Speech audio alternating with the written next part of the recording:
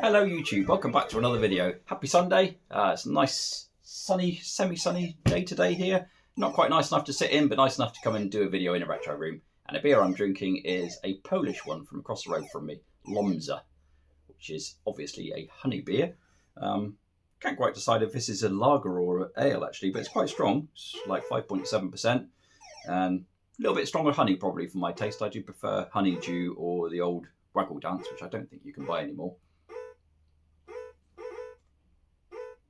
But cheers. Anyway, let's see. So I've got a bit of a mixed bag of stuff to show you today. I've been quite busy picking up things.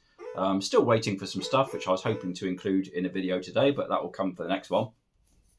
And the next pickups video I do, I'll be over half a century old. Yeah, I'll be 50 for the next one. But anyway, I'm still in my 40s for now.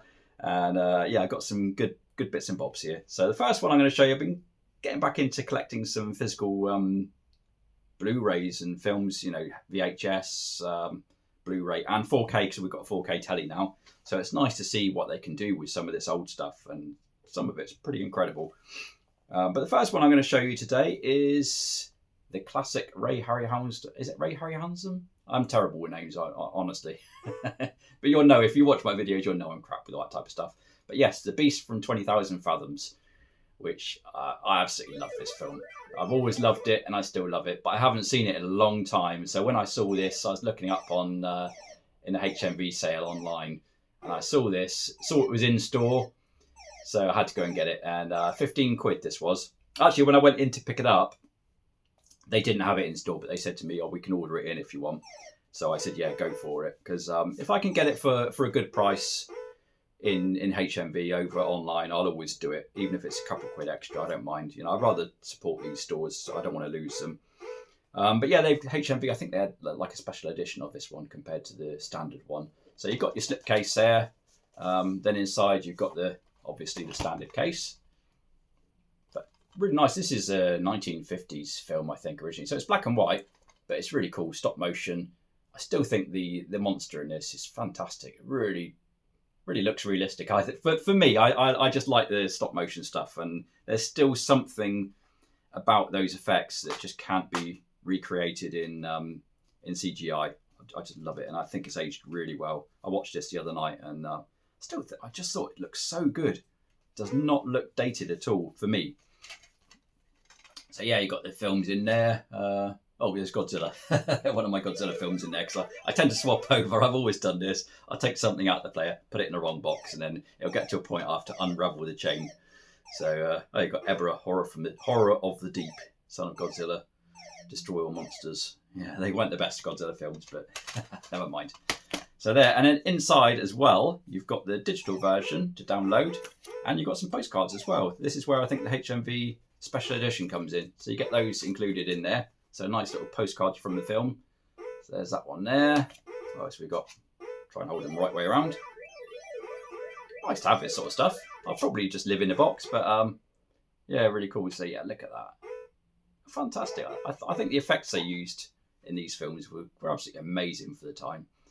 And like I said, I don't think you can quite recreate that in CGI. There's something, I don't know, they look solid, these effects. And I don't mind even when they use little miniature things to scale it. I just think it all adds to it. So yeah, that's that one. Well, probably about 5 minutes in. They've only done one film so far. And the next one I picked up, which I'm even more thrilled with, and I didn't know they even did this on 4K, but I was looking through, I discovered it when I was looking at Vinegar Syndrome for the Southern Comfort film, which I showed on my last pickups. And I was amazed to see Gorgo in there. And I think pretty much anybody my age from the UK would have seen this film, because it was classed as the British Godzilla. But yeah, they, of all things, Vinegar Syndrome actually remastered Gorgo. They did a fantastic job. Sorry, it's not picking up very well. The sunshine, I think, is affecting my my focus. But yeah, cracking artwork on there. So yeah, I had to get it. I really hope that companies like Vinegar Syndrome will do more of this sort of stuff. So yeah, you've got your slipcase. So you can get it a bit cheaper if you get the Blu-ray only. It was a bit of a pricey one, this one, but I didn't mind it because I love Gorgo. So there will be more Gorgo coming, by the way. So more on that later. But yeah, there's the inner case. I think you can pick this one up like this for about 30 quid. I think it's closer to 40 together with the whole lot. And yeah, there we go. I've got the Beast from 20,000 Fathoms because Gorgo is still in the player at the moment. I watched that about 3 or 4 nights ago. Amazing. It looks brilliant on 4K. It really does. You've got to have your expectations realistic because obviously it's all quite dated effects. But I just think it looks fantastic. And it's a great film. And then you've got your poster as well inside. So yeah, that's a poster there. It's a double-sided one. So you've got that on one side, which I think looks really nice. Might even pop that in a frame at some point, if I can find a space for it. And the other side, you've got Gorgo and Ogre asleep at the bottom of the ocean. Doesn't seem to be focusing very well. In fact, you can see through to the other side of the poster, which is quite weird because it doesn't look like that when I look at it here. But never mind. But yeah, that's a poster that comes with it. So nice package and a really good remaster. And if you haven't seen Gorgo, it is free to watch on YouTube, actually. The whole film's on there. So obviously it's not going to be 4K, but it's still a cracking movie. So if you haven't seen it in a lot of years, I think I mentioned last time I saw this was probably in the 1990s, I expect. So yeah, it's been on TV a couple of times. I think originally I hired it out. Me and my best mate hired it on VHS from across the road from me. But yeah, really good film. And then the last film to show off. Who remembers this one? Silent Running. Absolutely cracking sci-fi, this. Really good. I think it might have even been, not focusing very well again. This is a 4K one as well. Again, HMV, 15 quid, so same price as Beast from 20,000 Fathoms. And I think that's a reasonable price for a nice 4K. This is by Arrow. That's the one that Scott and Sega Zombie and Lee Nerdy Geezer always rave about. I think they like the Arrow stuff. But yeah, I looked on the Arrow website. I think they were asking the same price, 15 quid. I was going to buy it.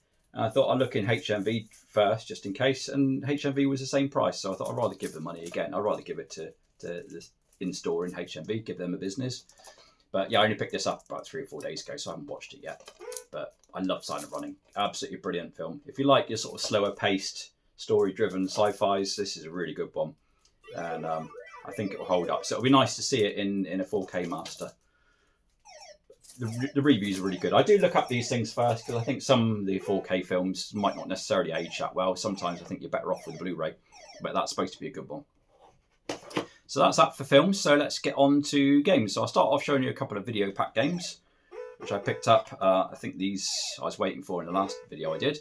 So these both came from the same seller. I think they were asking £10 each, including postage, and I offered them £9 each, and they accepted. So I think that's a good price for these. So yeah, the first one is Freedom Fighters, which is kind of like a video pack version of Defender. Plays really well. It's quite interesting because if you've got both joysticks plugged in, it plays a little bit differently if you're using joystick 1 or joystick 2, which is quite quirky. So joystick 1, it plays more like a single screen shooter. And if you're using joystick 2, then it will be scrolling with slightly different objectives. So yeah, there's a cartridge. It's all complete. Not perfect condition, but pretty good. Not comparable to the mint ones that I showed off last time. And the second one I got from the same seller is Satellite Attack. Difficult to describe that one. A little bit like Asteroids, I suppose, but quite different. Quite a quirky game. Good fun though. Really happy to have these. I might not have many more video pack games after this because I'm not planning on getting a big collection of them. But these were on a list of the games that I sort of most wanted. So these together with the ones I've already got there. What have I got now? 3, 5... I think I've got 7 physical games for it. So, yeah, 7 might end up with 8 or something like that. I wouldn't want more than 10 video pack games. There weren't that many of them, thankfully. But yeah, that's another one I wanted, and it's good fun. The game isn't in there because that's inside the video pack. So that's those. Then we've got a bit of BBC Micro action. And, yeah, back in the day when I used to play BBC Micro at school, I loved Repton. It's obviously one of the classic BBC Micro games. Repton 3 was the best. But I'm not that driven to play Repton these days. There's a few games which, although I've got a lot of nostalgia for, I don't really enjoy playing so much these days. My kind of tastes have changed. And I'm not that big on Repton. Same with Boulder Dash and that type of thing. But if you're into BBC Micro and you're collecting some games, you really should have one Repton in there. And I thought, well, if I'm going to do it, why not pick up one that I pretty sure I haven't played. So I picked up this. I only paid £5. I think it was £5 delivered for that. I paid Repton Through Time, which looks quite quirky actually. So you've got him going through different ages basically. Yeah, so he's got like prehistoric age. I think some sort of futuristic stuff. There's some Egyptian age. I don't know how well that's focusing in. But yeah, it looks quite interesting. So I might even do a video of that. Who knows? But the box is a little bit squashed. But I did use that as a donor for my previously broken, one of my favourite BBC micro games, which is Crazy Rider. So I pinched because I'd broken that little tab there. So I managed to use that as a donor to get that one in perfect condition. So yeah, happy with that. That one I will play, definitely. And then the next one is quite an unusual, quite uncommon to find in the physical version. And it's a really good game as well. It's damn hard, but it's good. And that is, I think this is a BBC exclusive or an Acorn exclusive, Nevrion. It was definitely also on the Acorn Archimedes, but I don't think it was on anything else. I don't know. It might have been on C64. Who knows? But yeah, this is kind of like an R-type kind of shooter. Pretty hard, but really good. Really did push the beat, I would have thought. There's a little bit of sort of staining in that on here, but they were asking £20 posted or best offer. So I tried offering £15 and they accepted it. So I was happy with that. It is tested, so the disc and everything works. And it's got your little manual and that in there. Yeah, nice box on this. But yeah, stuff like that. I really like to have that in physical release. So yeah, cool. So that's the BBC Micro stuff done. Then we got some Specky. Got to have some Spectrum on there, included in my videos now and again. Now, 2 of these are actually from the last month. They should have been in the last month's pickups, or the last pickups I did, which was the beginning of the month. But I forgot them, so I'm going to put all 4 of these into this video. This is from eBay. And yeah, this seller seemed like a nice chap actually. I had a couple of messages to and fro with him. And he had a few carded games, Mastertronic games, which you'll recognise when I show you. And most of them were Spectrum. He had some Amstrad CPC. I think he has some C64 ones as well. And he was asking £10 each for them. I think he started off with £12 each, and I think he reduced them. And I think if I remember rightly, I got them for £9 each, including postage. I'd made a deal with him if I bought 2 at a time. And I started off getting these 2, which that's Scumball. Never played that, but it looks really good. Basically, when I chose these games, he had quite a few. And I looked them up because I thought, well, if I'm going to get them, I don't plan to open them. But I thought if I do ever decide to open them, I want them to be games that I would like to play. And this one looks really good. I might put a screenshot of the game up there, but I don't know how well that focuses in. Not very, I don't think. But yeah, it looked really, really cute little game, that one. So that's the first one. So £9 delivered on a card. It's crazy, really, how cheap you can pick up these steel sealed Spectrum games when you consider these are sort of 40 plus years old. And if you picked up something like a PlayStation game still sealed, PlayStation 1, you pay an absolute mint for those. But yeah, these are still really cheap and way older. And anyway, the second one I bought together with that is Pulsoids. That is like a Breakout type of game, but I don't think I played this. I played loads of Breakout style games on the Specky, but I don't remember playing this one. I might have done. I really couldn't tell you. But yeah, again, I'm not planning on taking that off a card. I'm probably going to hang these all on display somewhere to sort of recreate a bit of the looks of the old. Used to get these in WH Smiths and Boots and even little pharmacies. Sometimes you'd find these Mastertronic games. I remember I used to find them in a place we used to go now and again called Trago Mills. We used to buy them in there. So yeah, it's just really nice memories to see these still on the card. So that's that one. And they both arrived. I was really happy with how well he packed the games. So I thought, you know what, I might pick up a couple more. So I went back, and the other 2 I picked up were this one here, level 5. Again, I'm certain I haven't played this. It's quite a weird looking game, but it looks quite interesting. Difficult to describe because obviously I haven't played it. I've only looked at videos. And I probably won't be doing a video of it because I'm not planning to open it. But if ever I do open it, it looks worth playing. So yeah, that's the first one. And the one I got together with that is this is quite curious because the others are all £1.99 on a card, and this one's £2.99, so it's a more premium game. Anarchy. Looks quite similar actually to the one I just showed you. Sort of overhead, weird little. I don't know how to describe it, but yeah, it looks quite good. And like I said, it's mainly for display. I have actually got 2 other carded games like that, which I don't think I ever showed actually. I picked these 2 up from Crash Live last year. So they're also from Toys R Us. So all of these seem to have come from Toys R Us. That one. I've had these for a long time. And Kronos, which I would like to play that actually, because that was a really good game, I think. I know Nerdy Geezer always talks about that one, but obviously I'm not going to take it off a card. I might pick it up, just a loose cassette, because it's really cheap anyway. And that's almost it. This next one, I'll have a bit of TI-99 thrown in there. And this is one I was absolutely thrilled to find, because I think I mentioned I'm almost there with my TI-99 realistic collection, because the stuff which I'm missing now is really hard to come by. There's a few which shouldn't be too bad to find, things like Ms. Pac-Man and Pac-Man and a couple of others which I can't think of off the top of my head. But games like this, you just don't see them for sale. And I've only discovered this in recent years from, I think it was Pixel Pendant, who did a video showing some sort of games which I think you could get the mail order at the time. And that game is Midnight Mason. Looks brilliant, this. Really good. It's kind of in the style of Lode Runner. Kind of in the style of that, but a bit different. Yeah, cross between that and Monsters on the BBC Micro. Looks really good. But it's cruel. I've got to get my TI-99 serviced anyway. But I have got some keys now which aren't working, and one of those keys is redo. And this game, I'll put a screenshot up there if I can.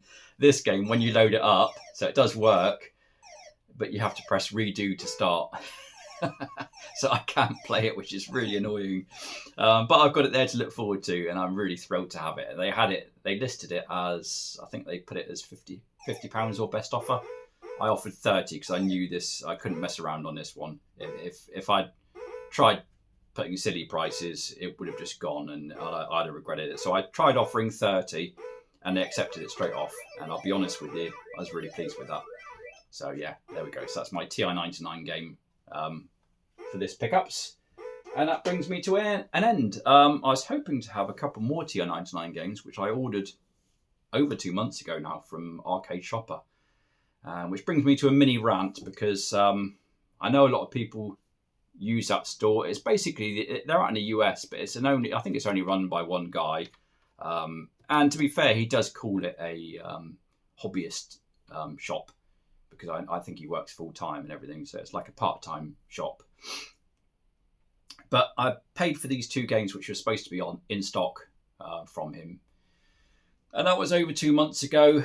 He asks for payment via PayPal Friends and Family, which I know a lot of people in this country, I get alarm bells ringing. They say, oh, never agreed to that. But it's the only place that puts physical versions out of TI-99 games. And the other game that I bought was a really hard to find one. So I thought I'd take the chance. And he's been around for a long time. And I know a lot of people have used him. So I think he's reputable. But I bought these 2 games over 2 months ago, and I've had no communication since. I don't know if they've been dispatched.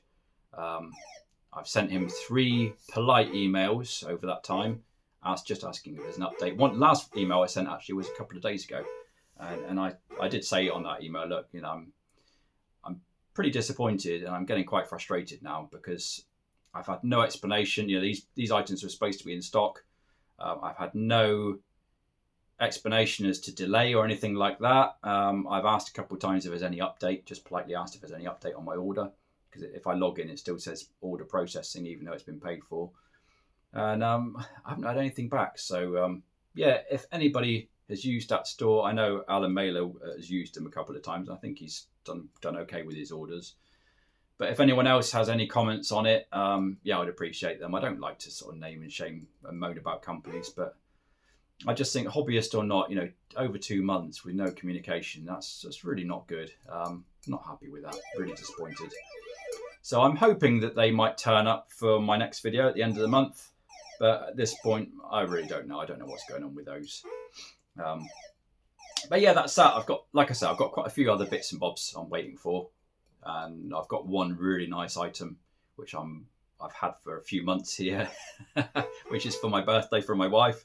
So yeah, that will be coming in my next pickups. But yeah, for now that's it. So yeah, I hope everybody's doing well. Oh, by the way, I've been doing my sort of 2 videos a week for about 3 weeks now. My Thursday videos, I don't think they're doing very well. They get a lot less views, so I don't know if I'll stick with those, whether it's worth trying them on a Wednesday. I know it's not all about views, but I don't want to sort of, put things out. I don't want to fill up people's subscription feeds if they don't really want to watch it. So if anyone's got any feedback on that, if it's worth trying a different day, or if they feel I should probably stick with just 1 video a week, it maybe, just the Sundays is quite good for my channel. No offense taken if anyone has anything negative to say, and that's fine. But yeah, I'll carry on for now with Thursdays. I might actually next week, this week, I say next week, but it's Sunday. I might try the Wednesday for my second video. So I might put something up on Wednesday. We'll see. And just see how it goes, really. But if the sort of midweek ones don't do very well, I might go back to doing just a video once a week on Sundays, because that works quite well for me anyway. Next video will probably be Spectrum Next, I think. I haven't done one of those for a while, so I might show a Spectrum Next game. But yeah, that's it for now. The sun's shining quite well. Oh, and I'm going to get back to the British Touring Car Championships, because that should be back on. I've got it recording, so I can start from that. I think the next race is at 4 o'clock. And if anybody likes British Touring Car Championship, don't forget that's back on now. So you can catch up on today. It's been a really funny one today because it's at Donington Park and they had some really shit weather. So basically, they had to delay the first race by a long way. They had like rivers going across the course. So yeah, it wasn't too good. So yeah, the second race should be around about now. And then obviously the third race will be about sort of 6 o'clock, I think. Normally it's about 5 o'clock for the third race. But you can always catch up with it. It's on ITV, so you can always catch up with it on ITV Player. So being the first race of a season, it's always worth getting involved. And it's nice to support these things on ITV. We didn't have British Touring Car Racing for quite a few years, I don't think, on terrestrial TV. So yeah, give it a watch. Anyway, that's enough of me rambling on. Thanks a lot for watching. Hope everyone's having a good weekend. I'll catch you another time. And that is all.